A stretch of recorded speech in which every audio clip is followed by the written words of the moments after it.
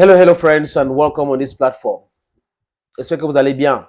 La canne bat son plein, mais n'oubliez pas qu'il y a d'autres actualités. Nous devons nous intéresser à l'actualité africaine et donner notre point de vue, analyser même.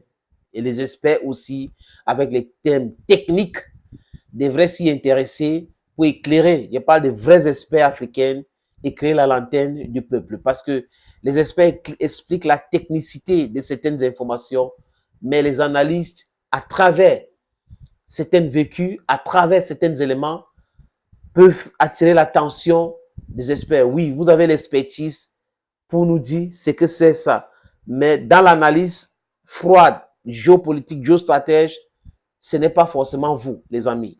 Donc, on est ensemble. La complémentarité, nous sommes ensemble pour faire avancer le projet de la liberté, de l'unité du peuple africain. On pleure aujourd'hui Mohamed Gaddafi parce que c'était le seul dirigeant maghrébin avec Nasser qu'on avait assassiné en plein défilé, les amis, qui était là pour cette cohésion, pour la liberté de l'Afrique. Il avait été assassiné et après Gaddafi a été assassiné. Mais d'autres leaders naissent aujourd'hui et nous devons les soutenir. C'est très, très important. Les pressions diplomatiques qui viennent de toutes parts ne doivent pas nous faire fléchir, les amis. Je vous le dis et je dis encore, les amis, que aujourd'hui, ici en Afrique, nous devrons faire tout pour libérer notre continent. Nous devrons faire tout pour éviter de tomber dans le piège de différents chantages. Oui, ils nous font chanter parce qu'ils pensent qu'ils ont l'emprise sur nous. Mais c'était vrai hier. Est-ce que c'est toujours vrai aujourd'hui? C'est pas, je ne pense pas. Avec le nombre, avec la sagesse, avec l'intelligence, avec l'étude, avec beaucoup d'autres éléments qu'on a à notre disposition aujourd'hui, nous sommes en train d'aller vers la libération de notre continent. Et chaque Africain a cette capacité d'impacter le mouvement actuel. Là où il est, en partageant les vidéos, en partageant les discussions, en appuyant tout ce que nous sommes en train de faire pour pouvoir libérer l'Afrique. Parce que les pays peuvent avoir des vrais leaders si nous contribuons à cela. On n'a pas besoin d'attendre un messie qui est quelque part. Tous ces dictateurs, ces dirigeants dirigés-là doivent partir. Et ils peuvent seulement partir avec la pression populaire.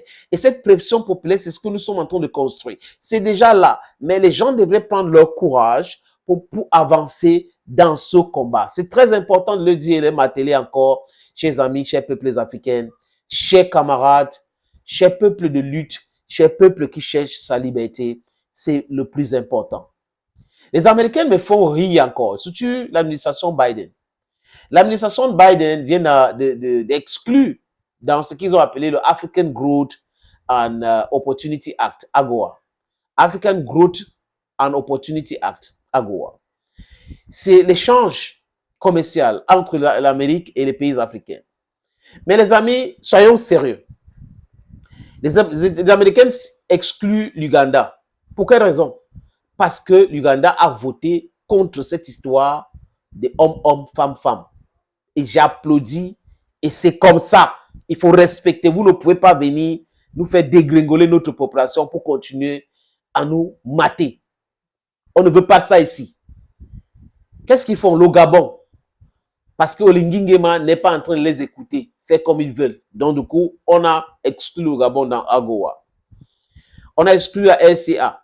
Vous voyez que même avec Brankov, ils sont en train de mettre la pression, ils excluent la LCA à cause de la Russie. Ils excluent aussi le Niger. Vous avez vu que le premier ministre du Niger était à Moscou pour les coopérations, pour la coopération russo-nigérienne, à Téhéran et à Istanbul, en Turquie. Là, ça les gêne. Ça les gêne tellement que ils veulent imposer des choses, ils veulent faire des choses qui vont faire mal aux pays africains. Mais l'AGOA, the African Growth and Opportunity Act, ça a quel impact dans l'économie de l'Afrique? Que les experts nous disent. AGOA représente quoi? Ça impacte quoi?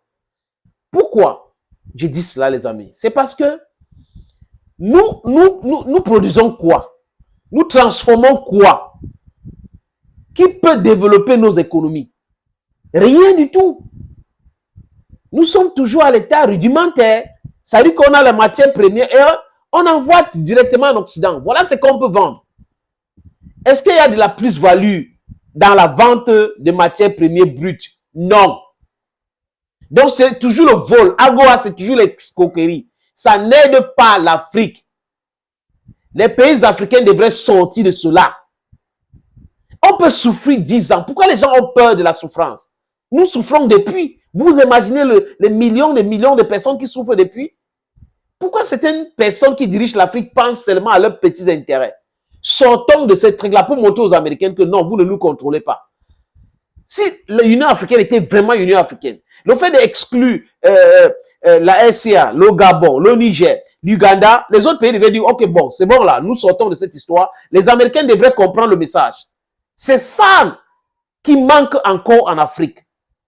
Et quand j'ai dit encore, les Africains devraient être contre tous ces accords commerciaux, des libre-échanges qui donnent libre arbitre au dumping. Ils vont produire, ils vont venir envahir le marché, détruire les tissus économiques. Et là, vous pensez qu'on peut prospérer comme ça? On doit protéger les nôtres. Et on doit commencer par transformer la matière première ici avant de les envoyer là-bas. Le bois, la bauxite, l'or. Regardez, le Burkina Faso va commencer à raffiner l'or. Le Mali aussi va commencer à raffiner l'or. C'est de ça que je suis en train de parler aujourd'hui, les amis. That's what I'm talking about. Donc, AGOA, pour moi, c'est juste un trompe-œil. Ils nous trompent dans leur truc là. Oui, on vous aide, vous allez envoyer. On vend quoi? On vend quoi? Qu'est-ce que l'Afrique produit en quantité industrielle pour pouvoir impacter le commerce entre les États-Unis d'Amérique et l'Afrique? L'Afrique compte 1,4 milliard de personnes, ou 300 par là, les amis. 30 millions de kilomètres carrés. 60% de terres arides. La matière première de tout le monde entier. Donc, nous représentons plus de 50% des réserves mondiales. De tout, les amis. Et c'est à nous qu'on est en train de dire, oui, Union européenne, Afrique. On fait un commerce États-Unis, Afrique, AGOA. Mais réveillez-vous. Heads of states in Africa, wake up. We are stronger. We should come together. We are stronger than these people. We can't be comparing 1.43 billion people to 300 million people. And then they are controlling our consciences, they are controlling our economy, they are controlling everything. Wake up from your deep sleep. Réveillez-vous. C'est quelle façon de minimiser l'Afrique? C'est quelle façon de traiter les Africains? C'est un manque de respect créable. Et tant qu'on n'a pas des gens qui disent stop à cela, ça va continuer. Et la jeunesse actuelle est en train de se battre. La jeunesse actuelle est en train de dire stop à cela. Respectons-nous.